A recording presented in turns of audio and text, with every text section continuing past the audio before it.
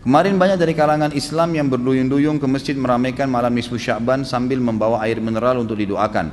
Ada yang baca surah Yasin 3 kali berjamaah dengan diniatkan untuk panjang umur, memperoleh rezeki dan mendapatkan husnul khatimah. Ada juga yang dilanjutkan dengan sholat sunnah. Apa hukum membaca surah Yasin 3 kali dan sholat nisfu Sya'ban? Lalu apa keistimewaan malam nisfu Sya'ban dan tuntunan apa yang disunnahkan? Ini banyak muslimin memang yang menyalahgunakan ya, dalil-dalil. Jadi mereka tidak memilah mana dalil yang sahih dan mana dalil yang lemah, apalagi hadis-hadis yang palsu.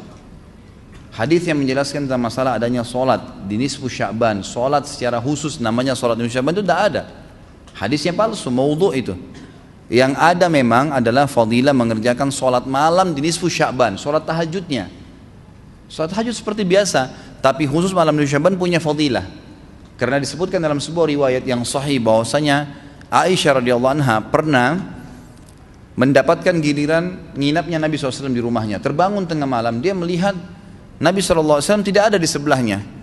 Maka Aisyah radhiyallahu anha terbawa rasa cemburu. Dia memakai bajunya kemudian mengelilingi rumah-rumah Nabi yang lain, ya, istri Nabi yang lain, takut Nabi ada di sana gitu. Diketukin satu-satu, ternyata nggak ada.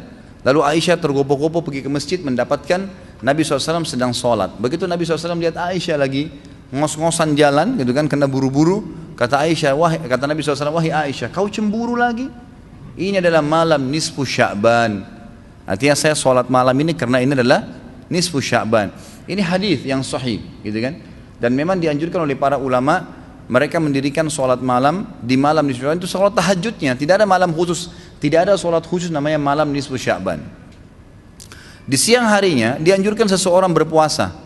Karena Nabi SAW memperbanyak puasa. Terlebih lagi nisfu Sya'ban itu ya, kenanya malamnya itu berarti puasa tanggal 14. Kalaupun nisfu Sya'bannya malam hari ke-15. Dan kita tahu ada puasa Iyamul Bid, ada 13, 14 dan 15. Itu kita dianjurkan puasa 3 hari kan gitu. Tapi tidak diniatkan khusus puasa nisfu Sya'ban, khusus puasa itu. Karena memang secara umum Nabi SAW puasa sebulan penuh di bulan Sya'ban. Kalau masalah membaca surah Yasin, ini tidak asing lagi kalau di Indonesia. Semua harus surah Yasin. Pindah rumah Yasin, orang mati Yasin, semua Yasin. Ditanya dalilnya, nggak ada dalil, gitu kan? Hanya karena surah Yasin dikatakan jantungnya Quran. Itu pun hadis yang lemah, karena dalam sanadnya ada orang yang pendusta, gitu kan? Tapi ini diamalkan. Kalau kita mau mengaku pengikut Nabi Muhammad SAW yang murni, maka tidak mengamalkan apa yang tidak dicontohkan oleh Nabi SAW. Apalagi membawa air kemudian secara khusus dibacakan atau ditutupkan dengan surah Yasin, belum pernah ada contoh. Belum pernah ada contoh. Allahu alam. Saya tidak menyalahkan ya. Yang mau kerjakan itu silahkan, itu hak dia.